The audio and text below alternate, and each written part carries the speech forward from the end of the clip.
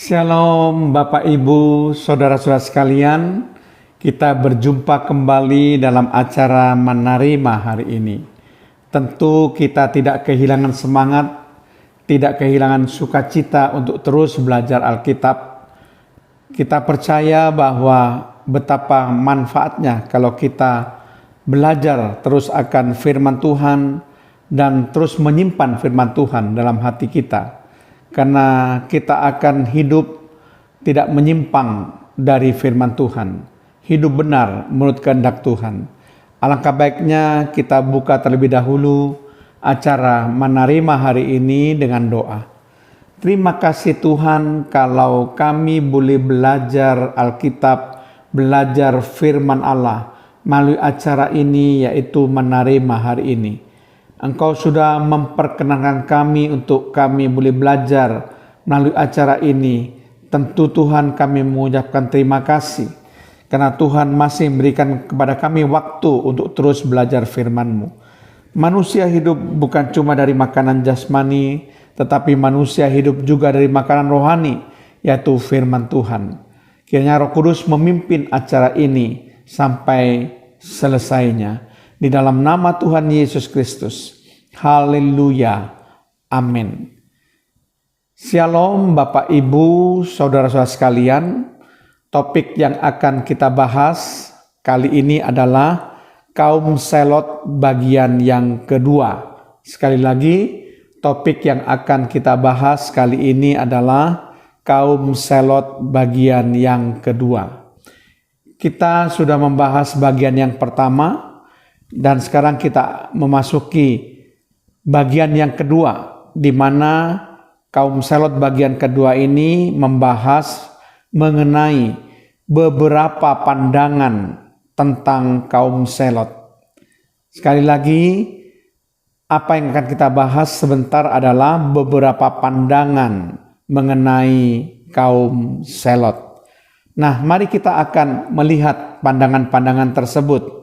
Yang pertama, menurut Kamus Alkitab, karangan dari W.R.F. Browning, kaum selot adalah mereka yang siap mengangkat senjata melawan kekuatan Roma yang menjajah Palestina. Mereka mulai menjadi kelompok penentang pada awal pemberontakan Yahudi di tahun 66 Masehi. Tetapi sejak tahun 6 Masehi sudah ada banyak kerusuhan masyarakat. Pada waktu Yudas orang Galilea memimpin suatu pemberontakan menentang sensus dari Kirenius dalam Kisah Para Rasul 5 ayat yang ke-37. Di antara ke-12 murid Yesus terdapat seorang simpatisan gerakan selot ini, yaitu Lukas pasal 6 ayat 15, di mana murid Yesus itu disebut sebagai Simon. Tetapi sekitar tahun 66 Masehi, nama selot merupakan organisasi atau koalisi para bandit, teroris, dan penganggur untuk melawan Roma. Perkiraan bahwa Yesus tergabung pada suatu gerakan pemberontakan didasarkan pada penghukuman salibnya, yang adalah bentuk penghukuman bagi seorang teroris atau pemberontak. Tetapi teori ini tidak layak karena pengajaran Yesus mengenai kerajaan Allah tidak disampaikan dalam bahasa khas kaum selot, dan kita melihat bahwa ini bisa dilihat dalam Markus 12 ayat yang ke-17. Mungkin karena watak pribadinya lah Simon disebut selot oleh Lukas, tetapi oleh Markus ia disebut orang Kanani, Markus 3 ayat yang ke-18. Yang dalam bahasa Aram, selot berarti orang yang bersungguh-sungguh. Atau mungkin ia bersungguh-sungguh untuk Allah, seperti Rasul Paulus dalam Kisah Para Rasul 22 ayat yang ketiga. Itulah pandangan tentang kaum selot menurut Kamus Alkitab, karangan W.R.F. Browning. Dan yang kedua, kita akan melihat pandangan menurut Kamus Alkitab oleh Herbert Hart.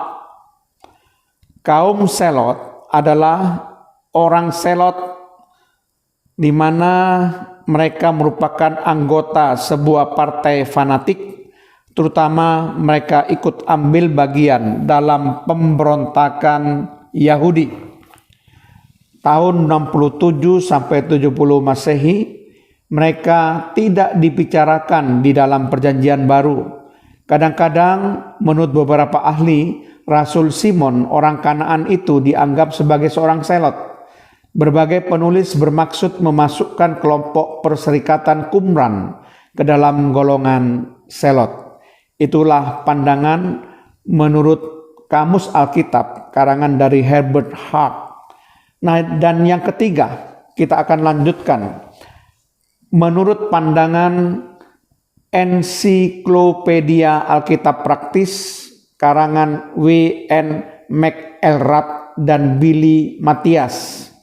Di situ disebutkan kaum selot atau selotes atau selotis adalah anggota partai politik dan keagamaan pada masa Yesus. Lukas 6 ayat 15. Sama dengan Kanani, Markus 3 ayat 18. Lihat juga tentang Simon, di mana sejarahnya seringkali disinggung bahwa Simon adalah orang selot. Orang-orang selot berharap untuk membebaskan negerinya dari penjajahan kekaisaran Romawi. Itu pandangan yang ketiga menurut Ensiklopedia Alkitab Praktis karangan W.N. McElrath dan Billy Matthias.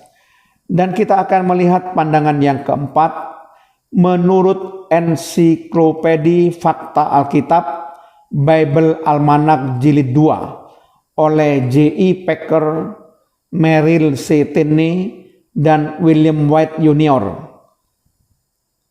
Kaum selot atau orang selot adalah pembangkang bersenjata yang berjuang melawan pemerintahan asing dan perpajakan yang mereka kenakan. Mereka bukan suatu organisasi tunggal. Sebaliknya, nama itu dapat mengacu kepada kelompok atau gerombolan apa saja yang menentang kekuasaan asing. Program merekalah yang dirayakan dalam kitab-kitab Makabe, dan perjuangan merekalah yang berakhir dengan pemberontakan Bar Kokhba. Lawan-lawan orang selot hanya menyebut mereka sebagai penggarong. Menurut Yosefus, orang selotlah yang memimpin pertahanan Bait Suci di Yerusalem dan dikalahkan pada tahun 70 Masehi. Dalam bagian yang kedua ini kita membahas 4 pandangan dan kita akan melanjutkan pandangan-pandangan yang lain dalam bagian yang ketiga yang akan datang. Amin. Terima kasih Tuhan kalau kami boleh membahas tentang kaum selot bagian yang kedua, di mana kami membahas pandangan mengenai kaum selot dari berbagai sumber referensi. Sehingga ini akan makin memperkaya wawasan pengetahuan kami tentang kaum selot. Terpujilah namamu Tuhan. Di dalam nama Tuhan Yesus Kristus. Haleluya. Amin.